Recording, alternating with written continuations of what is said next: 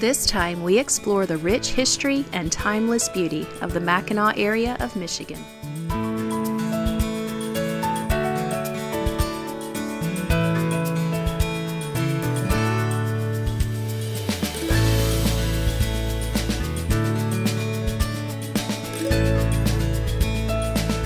We have finally made it to Mackinac. This is one of the highlights in Michigan. This is a place that everybody says you need to go. We've been super excited about this, but we kind of kept it for later in September just to kind of help with the crowds. It was supposed to rain all day today, and we got up this morning and it looks like it's not going to start till about noon. So we are at the Old Mackinac Lighthouse this morning. We've scheduled a tour to go up into the tower. We're super excited to explore this part of the city. The lighthouse was built in 1892 to warn ships of the shallow waters nearby. Old Mackinac Point Lighthouse was known as the Castle by the Straits due to its castle-like features.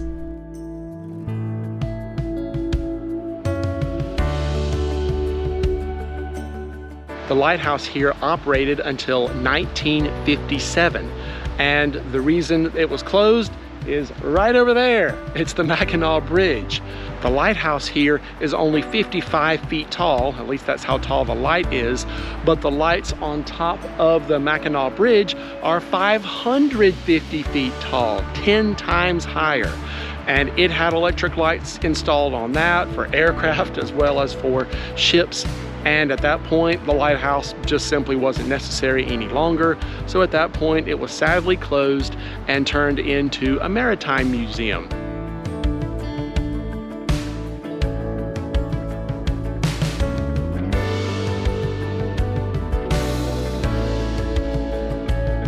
What's it? This is beautiful.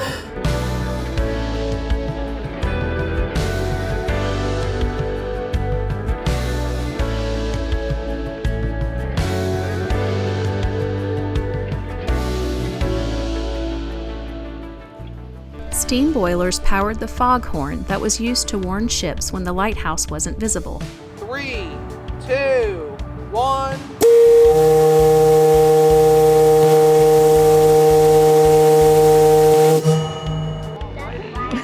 That is cool.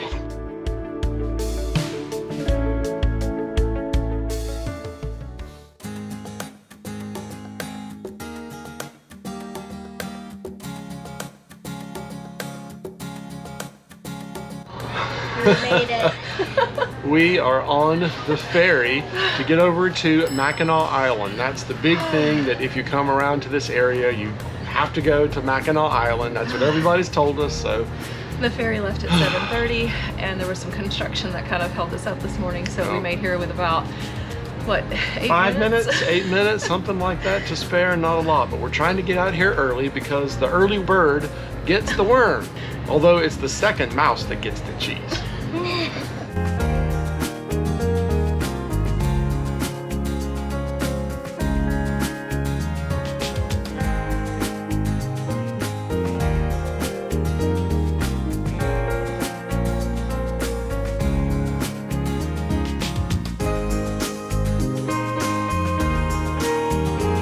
Are you excited?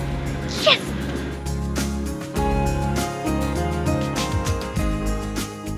Mackinac Island is famous because not only of its beautiful architecture, but because no cars or vehicles are allowed here. Everything is done by either bicycle or horse-drawn carriage. And while both of those seem very romantic, very exciting to do, we are going to use the transportation that God gave us. That is our feet, and we plan on walking everywhere we want to go today.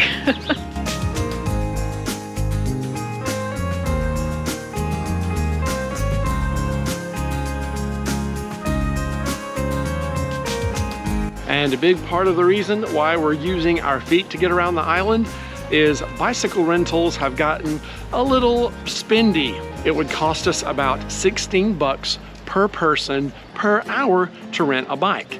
And while the 8-mile loop around the island sounds pretty neat, it would probably take us about 4 hours with stops and everything else. So $16 times 3 people times 4 hours is about $200. Yeah, no, not for us. Making fudge on Mackinac Island began in the late 1800s, and many shops still make it the old-fashioned way, by hand pouring and cooling it on marble slabs.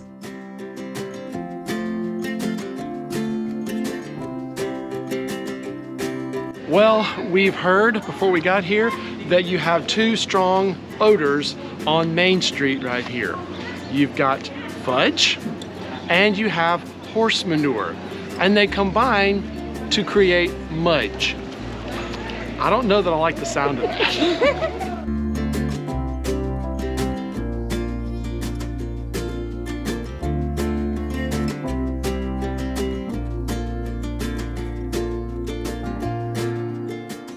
There are many beautiful historic homes on Mackinac Island, some of which were built in the 1700s.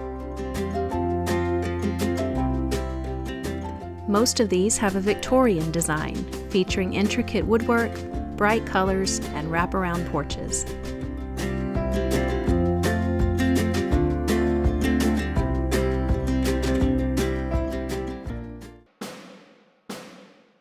Perched on a bluff, Fort Mackinac was built by the British in 1780 and transferred to the U.S. in 1796.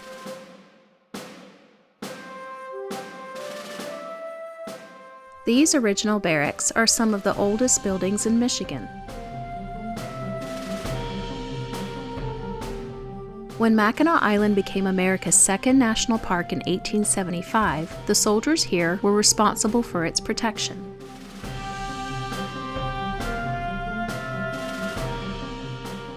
When control of the island was returned to the state in 1895, the fort was decommissioned and became part of Michigan's first state park.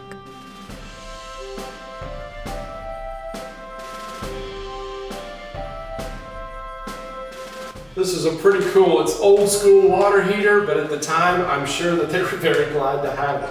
They would have the fire in here, and then they had plumbing that would actually come over here to heat up the water and then send it over to the baths, which I'm sure in the winters up here you would be very, very grateful for.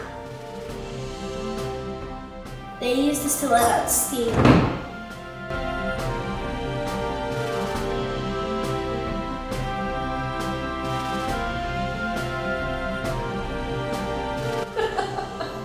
Don't I look dashing? Yes, you do.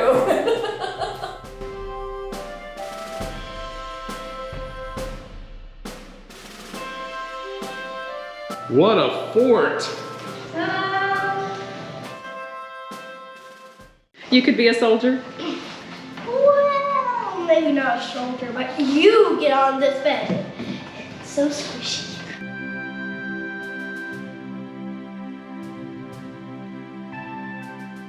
We especially enjoyed the live firing demonstrations put on by the historical interpreters. That's loud.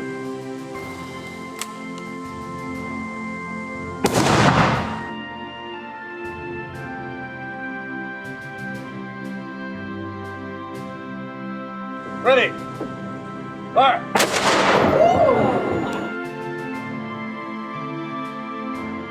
We love history and we knew that we would enjoy the fort, but we didn't expect that we would spend 3 hours here. So much information. The reenactors here are really, really good, and there's just a ton of information about not only the fort and the military history of the area, but things like the rise and fall of the fur trade, fishing in the area, and of course, tourism, which actually began to be kind of a big thing in the 1840s. I had no idea that it went that far back. It was a short walk through the woods to the island's most iconic landmark.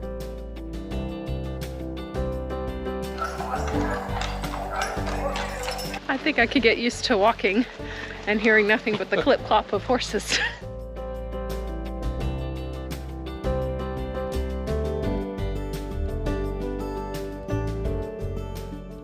Arch Rock stands 146 feet above the water and has a span of 50 feet.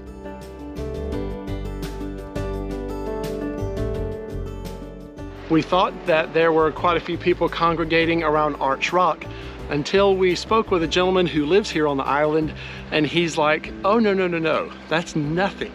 He said in the summertime that people will be waiting in a queue, 40, 50 people deep or more just to get their picture with the arch. Traveling in the off season is the best. It's Absolutely. fantastic. Shoulder season, off season, pretty much rules.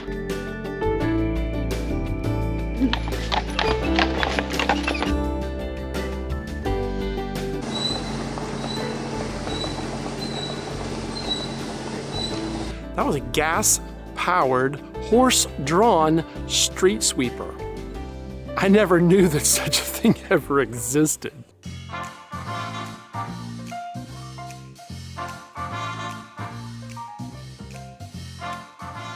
The Grand Hotel stables feature an impressive collection of vintage carriages and sleighs.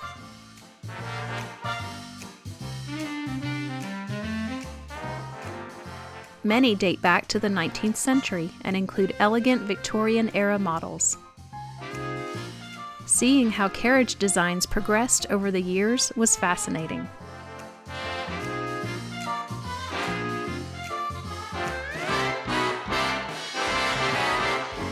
The horses are very quaint, but be glad you don't have smell-o-vision. Right, Kaylee? Yes.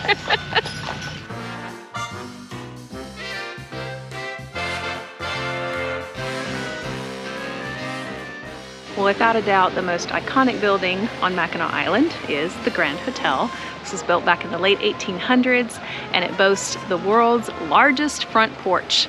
It is absolutely beautiful, the flowers are gorgeous, and I'm sure that sitting on the front porch would be a lot of fun, but they charge $10 for adults and $5 for kids just to walk on it.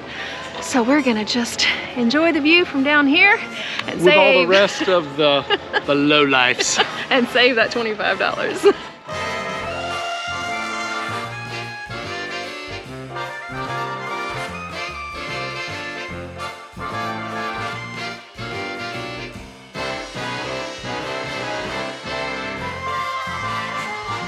Sorry, correction.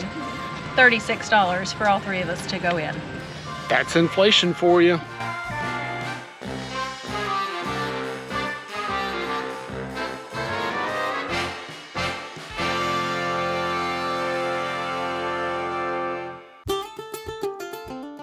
The Benjamin Blacksmith shop was built in 1850 to serve the island's residents and visitors. Visitors can see blacksmiths in action as they forge and repair tools, wheels, and even spoons.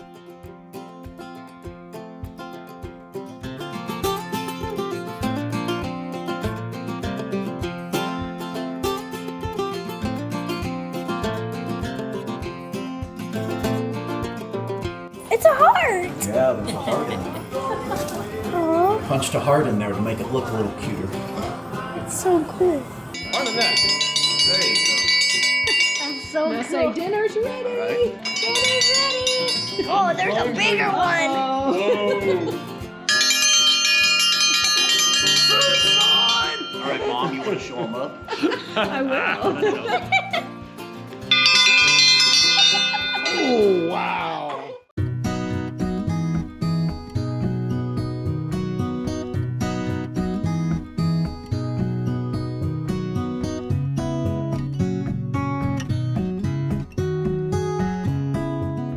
We just wrapped up our day over on Mackinac Island.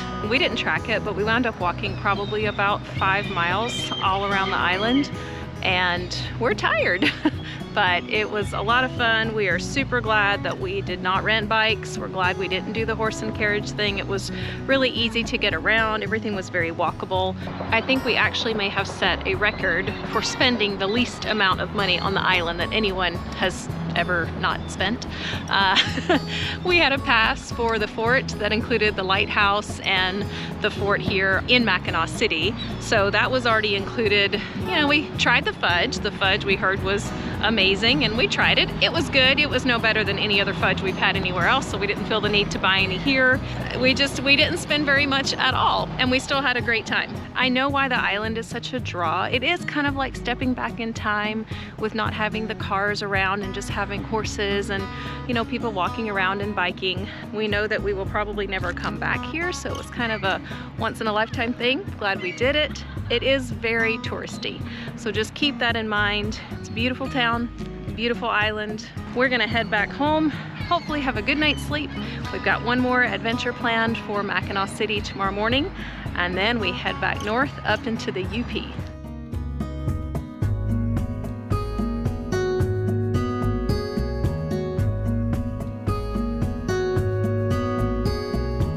During our time here in the Mackinac City area, we've been staying at Mackinac Mill Creek Campground, which is just a few miles south of the city.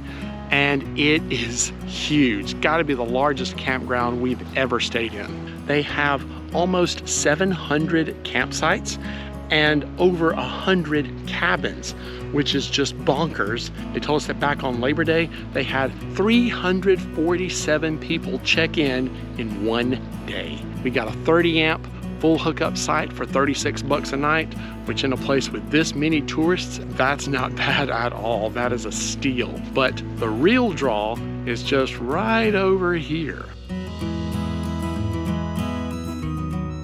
This campground is directly adjacent to Lake Huron, and you get lovely views of the mighty Mack Bridge. Mackinac Island is just right over there. If we were coming back to the area again, we would definitely stay in this campground again, and we might even spring for one of the water view sites. But probably not.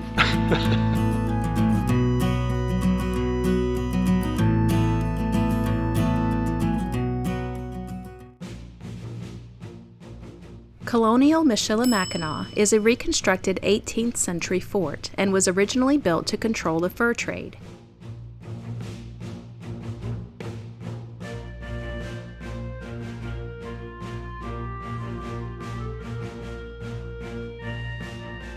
The name comes from an Ojibwe word meaning great turtle, a reference to nearby Mackinac Island.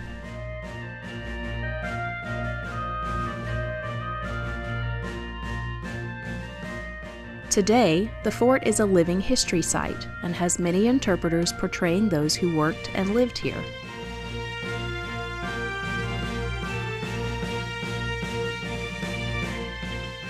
Mortars like these were small artillery pieces used to shoot explosive projectiles in an arc over walls and hills.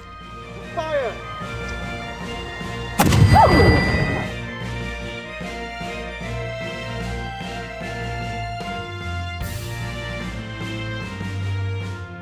The fort here at Michilimackinac was originally built by the French, and after the 7 Years' War, also known by Americans as the French and Indian War, the British took control of the fort and pretty much all of the land around the Great Lakes area.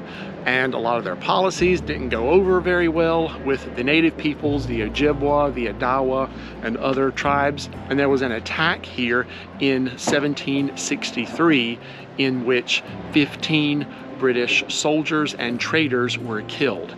And the natives held on to the fort until the following year, 1764. It's pretty crazy to think about an attack like that happening right where we're standing. In 1781, the British abandoned the fort here and moved their operations to Fort Mackinac on Mackinac Island. 2 men shared each bed. Wow. Allowing 4 men to sleep in every bunk. Ooh, not much privacy there. Not much privacy, and these are pretty small. They had to be smaller than people like me are today. Comfy? Not at all. So not only would they have 4 men on each of these bunk beds, they would squeeze actually 4 of these in here, 16 in a room, and 4 of these rooms in the building, so 64 men.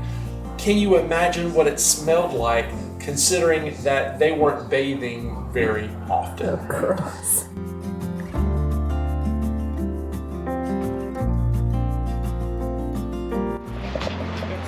This place is too cool. I love it.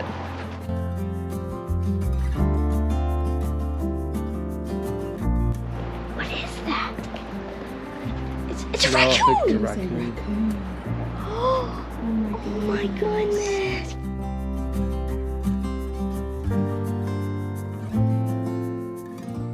Wow, that gun is way bigger than you. That is nuts.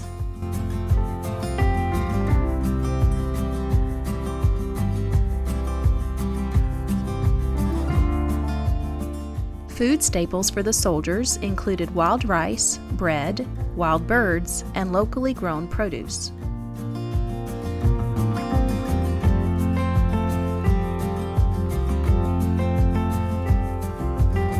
Fire! Excellent.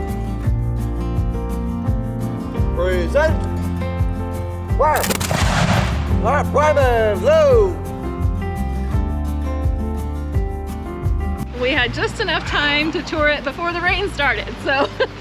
I actually think that we enjoyed this more so than we Yes. did the fort Absolutely. on Mackinac Island yesterday. It was great and the people there were great, but this was a lot more hands-on, more Yes. like a living history museum. Yes, that's our favorite part about homeschooling Kaylee is when we're on the road, we get to have these experiences where literally history just comes to life for her. This is stuff that she gets to experience, and it's so much more impactful than just reading about it in a book. Yep, absolutely. So, But it's starting to rain. The clear, nice weather we had yesterday is long gone. Fog is starting to roll in can on the barely bridge. see the bridge. The bridge is out there, and that's going to be fun when we're driving across it in a little while. I'm not thinking about it. I'm just not thinking about it.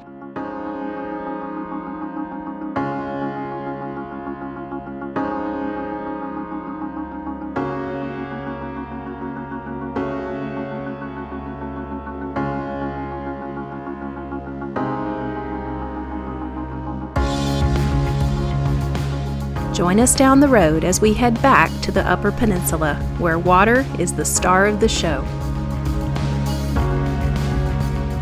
And until next time, enjoy your journey.